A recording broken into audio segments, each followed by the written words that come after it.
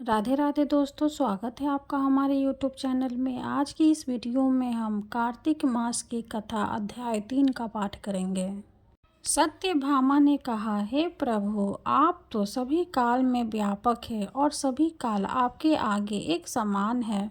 फिर यह कार्तिक मास ही सभी मासों में श्रेष्ठ क्यों है?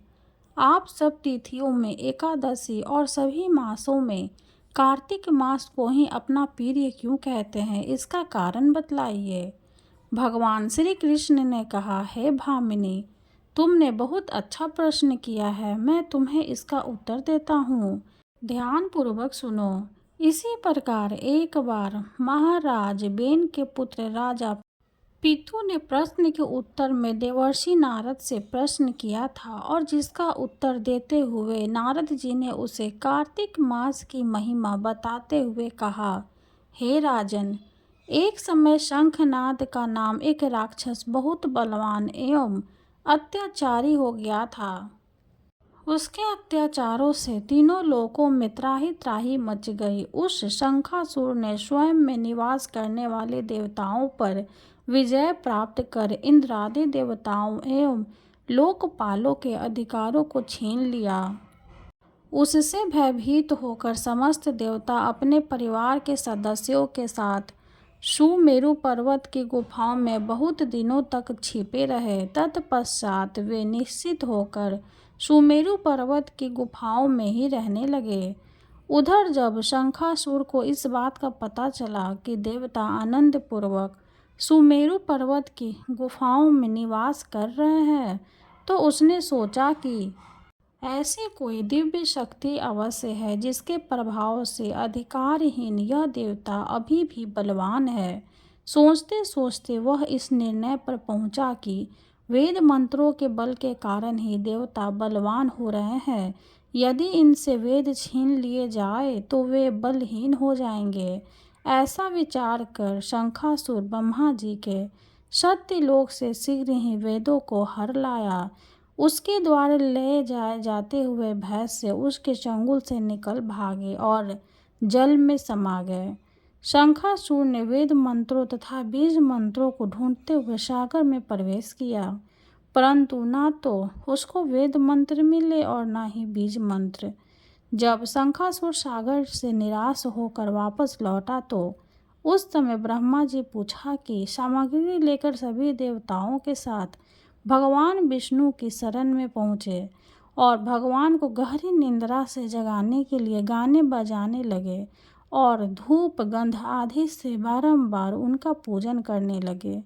धूप दीप नैवेद्य आदि अर्पित किए जाने पर भगवान की निंद्रा टूटी और वह देवताओं सहित ब्रह्मा जी को अपना पूजन करते हुए देखकर बहुत प्रसन्न हुए तथा कहने लगे, मैं आप लोगों के इस कीर्तन एवं मंगलाचरण से बहुत प्रसन्न हूँ। आप अपना अभीष्ट वरदान मांगिए, मैं अवश्य प्रदान करूँगा। जो मनुष्य आश्विन शुक्ल की एकादशी से देवोत्थनाथ एकादशी तक ब्रह्म मुहूर्त में उठकर मेरी पूजा करेंगे, उन्हें तुम्हारी ही भांति मेरे प्रसन्न होने के कारण सुख की प्राप्ति होगी। आप लोग जो अर्घ्य आचमन और जल आदि सामग्री मेरे लिए लाए हैं, वे अनंत गुणों वाली होकर आपका कल्याण करेगी। शंखासुर द्वारा हरे गए संपूर्ण वेद जल में स्थित है। मैं सागर पुत्र शंखासुर का वध करके उन वेदों को अभी लाए देता हूँ। आज से मंत्र बीज और वेदों सहित मैं प्रतिवर्ष कार्तिक मास में जल में विश्राम किया करूँगा। अब मैं मत्स्य का रूप धारण करके जल में जाता हूँ। तुम सब देवता भी मुनीश्वरों सहित मेरे साथ जल में आओ। इस कार्तिक मास में जो श्रेष्ठ मनुष्य प्रातः काल स्नान करते हैं, वे सब यज्ञ में औपीत स्नान द्वारा भली भांति नहा लेते हैं। हे देवेंद्र, कार्तिक मास में व्रत करने वालों को सब प्रकार से धन पुत्र पुत्री आदि देते रहना और उनकी सभी आपत्तियों से रक्षा करना। हे धनपति कुबेर, मेरी आज्ञा के अनुसार तुम उनके धन धान्य की वृद्धि करना, क्योंकि इस प्रकार का आचरण करने वाला मनुष्य मेरा रूप धारण करके जीवन मुक्त हो जाता है। जो मनुष्य जन्म से लेकर मृत्यु पर्यंत विधि पूर्वक इस उत्तम व्रत को करता है वह आप लोगों का भी पूजनीय है। कार्तिक शुक्ल पक्ष की एकादशी तिथि को तुम लोगों ने मुझे जगाया है, इसलिए यह तिथि मेरे लिए अत्यंत प्रीतिदायिनी और माननीय है। हे देवताओं, यह दोनों व्रत नियम पूर्वक करने से मनुष्य मेरा सातिर्ध्य प्राप्त कर लेते हैं। इन व्रतों को करने से जो फल मिलता है वह अन्य किसी व्रत से नहीं मिलता। अतः मेरे प्रत्येक मनुष्य को सुखी और निरोग रहने के लिए कार्तिक महात्म्य और एकादशी की कथा सुनते हुए उपयुक्त नियमों का पालन करना चाहिए। कार्तिक मास हिंदुओं के लिए सबसे पवित्र महीना है। इस महीने के अधिष्ठात्री देवी श्रीमती राधा रानी है। इस महीने हम जो भी आध्यात्मिक गतिविधि करते हैं वह श्रीमती राधा रानी को प्रसन्न करने वाली होती है और राधा प्रसन्न हो तो भगवान श्री कृष्ण प्रसन्न होते हैं। इस वर्ष 2024 कार्तिक मास 18 अक्टूबर से प्रारंभ होकर 15 नवंबर को समाप्त होगा।